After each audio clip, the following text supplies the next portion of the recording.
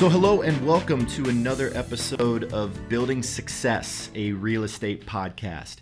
My name is Nicholas Frank, and today I am very honored to be joined by Marcus Scholes, Managing Director at Real Asset Management, and Stephen Fox, Head of Corporate Real Estate Solutions at Cube. Both are now members of the MRI Software family. Thank you both for joining me today. Thank you for inviting us, Nick. So they are calling in today from London, and today we'll be discussing something very top of mind for those in real estate, specifically those acting as lessees. And those are the new standards issued by FASB and IASB that changes the governance of lessees and their leases. And I'd really like to dive right into it, and I'll start with you, Marcus. Can you give us maybe a 2-minute synopsis of these new lease accounting standards? Yes, absolutely, Nick. So last year, in fact the year before, the Financial Accounting Standards Board, otherwise known as FASB, and the International Accounting Standards Board, IASB, essentially came to broad agreement that there needs to be some fundamental changes to how leases are managed. Essentially, there's two different types of leases. There are operating leases and there are financial leases or finance leases, sometimes called capital leases. Now, the operating leases, as it stands at the moment, do not appear on a company's balance sheet. And some people consider that to be unfair, as it were, because there's a lack of transparency. So these two accounting standards boards have come together and come to agreement that these operating leases need to be put onto the balance sheet to provide transparency, and that's really that's really why this new legislation has come about. So, are any of these standards affecting the financial leases in any way? Not so much the finance leases, otherwise called capital leases. This is really to do with the operating leases. So, an operating lease is a lease boiled down in a simplified manner, a lease where the lessor will not end up owning the item, the asset, at the end of the day. So this could be a company car, which is maybe leased for 2 years.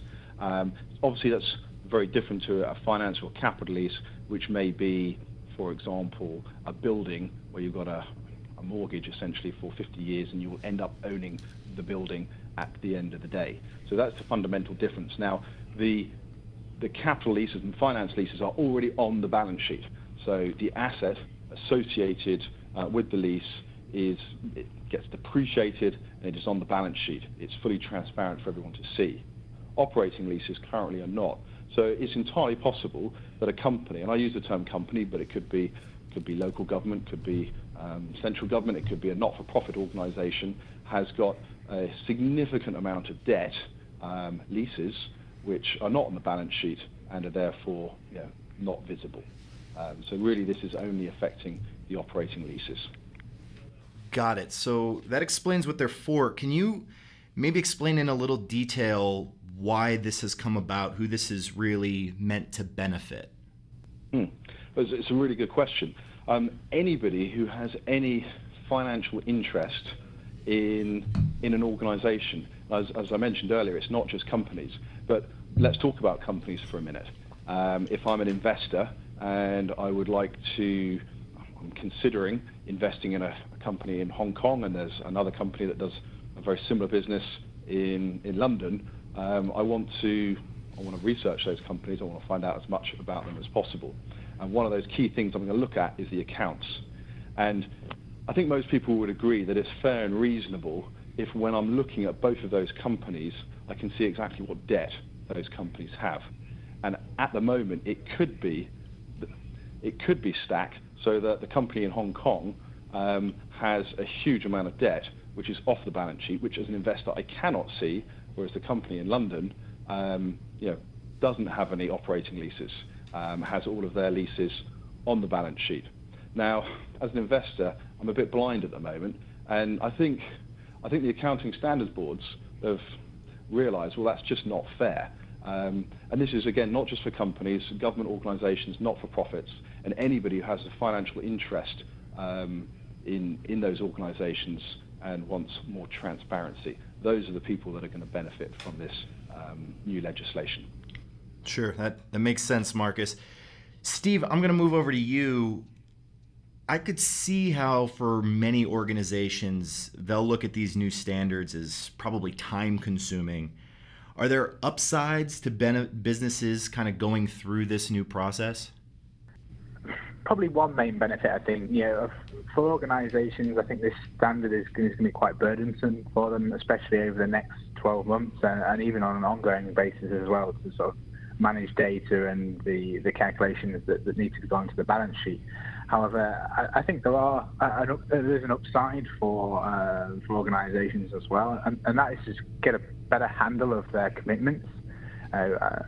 Property leases for certain organisations may have been managed fairly well through a property department. So, for example, a retailer has probably got quite a large property department and know their commitments in terms of their leases, their end dates, their options, how much they should be paying and when they should be paying.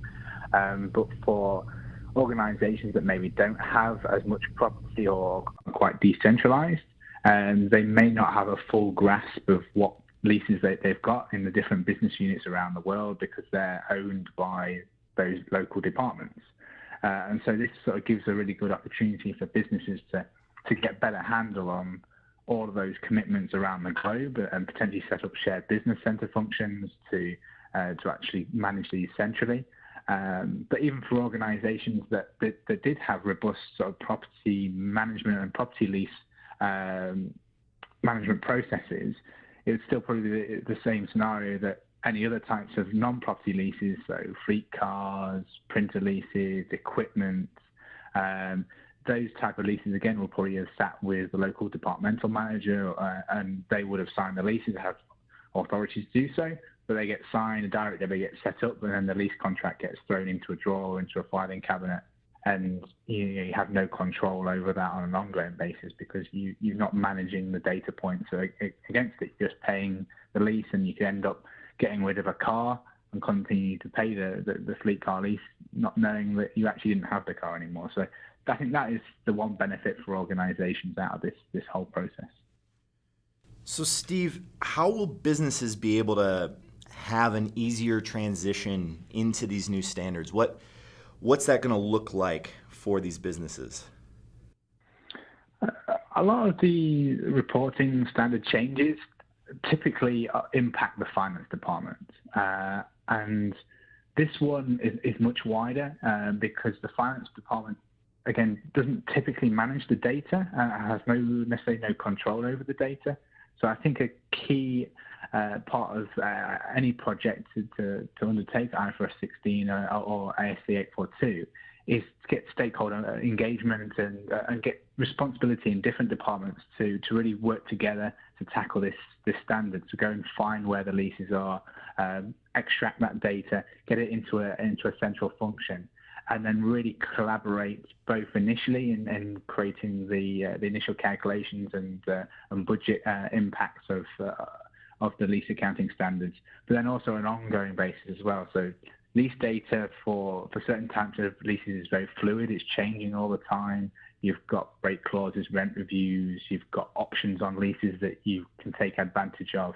And so there needs to be a collaboration approach for the data owners to make those decisions against the leases, and those to flow down into the finance team so they can actually take on board those decisions that are being made and then update the calculations and the impacts for their reporting purposes. So it really needs to move away from just being a finance issue and to all departments that have a leasing responsibility. I think that's the best way for businesses to tackle this.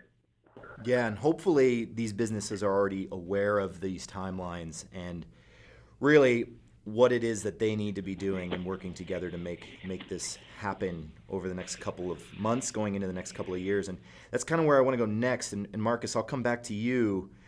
Talk to me about the time frame. What deadlines are there for businesses to be compliant with these upcoming regulations? Well, Nick, the new standards allow for early adoption for all entities. But it actually goes into effect for public companies and certain non-profits for their annual reporting periods beginning after December 15th, 2018. Now, private companies will have more time with the new standards going into effect for the fiscal year beginning after December 15th, 2019. There's a couple of other things to note as well. The new rules apply to all lease contracts that are in place on the effective date, and not only to leases that begin after the new rules come into effect.